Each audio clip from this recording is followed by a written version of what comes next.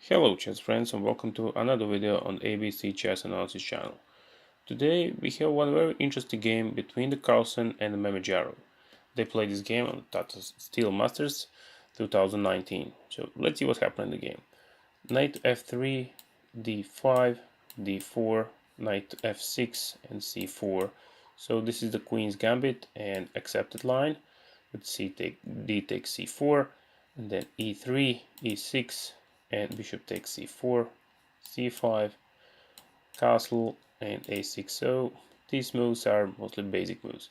So b3, v6 and d takes c5, queen takes d1, rook takes d1 and bishop takes c5. So what we can see here, there's 6 pawns on both sides and the structure looks pretty similar. As we can see, these pawns here and the opponent's pawns on a6, b6, e6 and f7, g7 and h7. The pawn structure is similar, but white is a bit faster with developing. He also finished with the castle and his pieces are already in the center. We see the black pieces position, so they are still on the starting position, like the knight and the bishop on b8 and c8, so he still didn't play the castle. Let's see what happened next. Bishop to b2, knight bd7, knight bd2 and bishop to b7. They both continued with the developing, so bishop e2 was played right now by the Magnus. So let's see what was the idea of that bishop e2. So one move before he developed a knight from a b1 on a d2 square with the idea to go somewhere after that, but right now he can only choose the plan to develop bishop on f1 and after that on g3. But when he developed the knight here on a g3, what after that? He cannot go on e4, on f5 or h5 squares. So he chose the plan to move the bishop back and after that leave the square c4 for that knight. So he played bishop to e2 and after that castle and knight c4. Right now this knight on c4 looks very good. So he's attacking pawn on b6 square and also he's preparing for e5. So rook f d8 was played and after that knight e1. Another interesting idea with transposing knight. So he wants to move knight on e1 and after that on d3.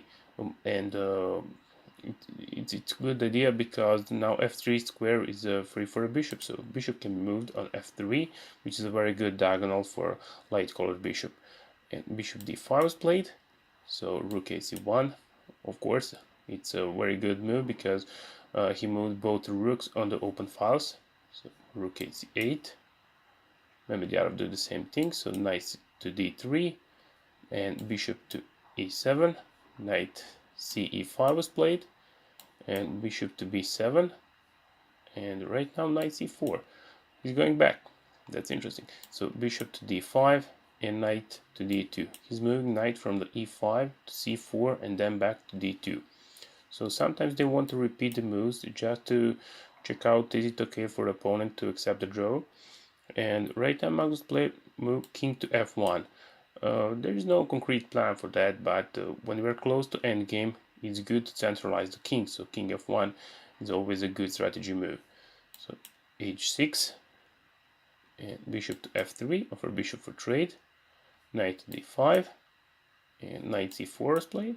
So d5, right now this knight is attacked, so where he can go back to d2 or choose to e5 or the new square, which is the a5. So he can go to a5 and attack the bishop on the b7 square, which, yeah, that's exactly what he played. So knight to a5 and bishop is under attack. So that bishop can be defended with the rook, but that's not a good idea, of course. That the better piece defends the lower one. So bishop goes to a8 in the corner and a3 right now. So g5. Mamedyarov wants to start attack on the king side, so he wants to push the pawns here. h3, just one prophylactic move, and after that f5 and b4. Now we can see that the pawns on the queen side are locked. So king to f7 was played and knight to b3. Knight is going back, so we can see that this pawn on a6 and this one on a3, these pawns are a good target for both of them. So which one is faster to attack the opponent weak pawn? bishop to f6, and bishop takes f6, king takes f6, and then knight from b to c5. It's a very good square for a knight because knight is supported with the other one from a d3. They're connected, so that's very good. And also the pawn on a6 is under attack, which is not easy to defend. The only way to defend that pawn is to play rook c6, but that's not good. So knight from 5 to b6 was played, and after that bishop to e2. Right now he's not looking for trading, so knight c4 and a4 right now because a3 was hanging. So knight db6 and a5 attack that knight. So when he goes over like d5, so he could also go back, but okay, d5 looks much better. He's making more pressure on the b4 square. So knight takes a6, and after that knight sacrifice on e3. What we can see here, black decided to sacrifice 2 knights for 2 pawns and the rook. Is it a good trading? Yeah, if we count the material, that's okay. But let's see what happens here. After knight takes on e3, f takes a3, knight takes a3, which is a check, so king can be moved somewhere. So he moved the king on g1 square, and after that knight takes the rook, and the rook takes the knight on a d1. So rook c2, of course, try to play active, attacks the bishop and also make more pressure, because bishop from a8 also attacks the g2, so it would be nice if black can organize his pieces to make a big pressure on the g2 pawn. But bishop f3 immediately offer for trade, and right now he could take that, but he didn't play that. So bishop to e4 looks very, very nice. So he threatened to take the knight on the d3 square, and if the white takes on e5, then pawn takes, so he's pinned on the d file, and knight ac5 defend the knight. So bishop takes d3, and the rook takes d3, offer rooks for trade, rook takes, and the knight takes. Okay, we are in the very deep end game, so let's see what is the plan for both of them. White wants to use this pass pawn on a5 to promote it on a8 square, or try to take this one on the b5 and push them together, pawn on a5 and this one on b4. And the idea for black is to try to push his own pawn, because he cannot catch the pawn on b4 because he doesn't defend with the knight, and there is no way that he can increase the pressure on the b4 or a5 pawn. So his only plan is to push the pawns on the king side, which is the pawn on e6 and f5, g5, to do something with them. So he tried with that. e5, tried to play e4 and make the fork on the knight and the bishop. So bishop to b7 was played, and after that e4, knight to c5, king e5 was played, of course. Pawns always goes together with the king. So a6.